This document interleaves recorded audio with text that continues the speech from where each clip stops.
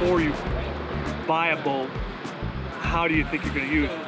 They need to kind of figure out what they'd like it to do. For example, if you kept it simple and you talked about whitewater, which is not here, sea boating, which is, but it's not the majority of the business.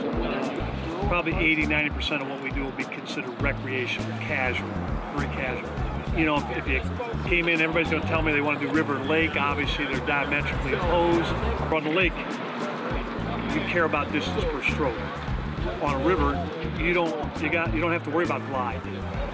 It's interesting to me that I'm going to use a computer as an example. A 2-year-old computer doesn't have enough brain power to do all the newest programs. Well, 30 years ago, the best plastic is nothing like the current plastics. They didn't stop using it. That's what the price point boats are made out of, the old technology that's been paid off. And the guy that's doing that is probably the same guy that's buying an inexpensive paddle, inexpensive seats, little to no foot braces, and a thing called the bulkhead behind the seats, so if we got in trouble, we could shake the water out.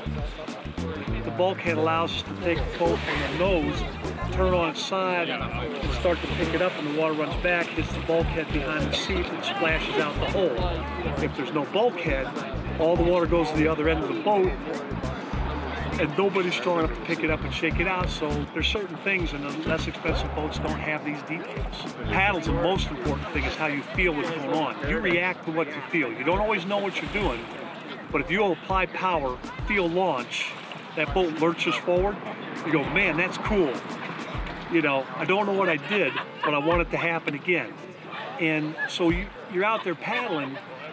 We know you're not Olympic grade, we know you're not racing, but nobody wants to step on the gas and stutter away from the light.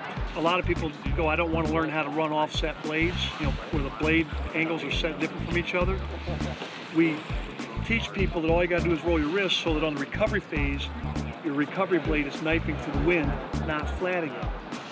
Every time you recover with a flat blade because you don't want to learn how to roll your wrist to feather it, you're losing 10% every single stroke. If you can't afford a great boat and a great paddle, buy a great paddle and a good boat.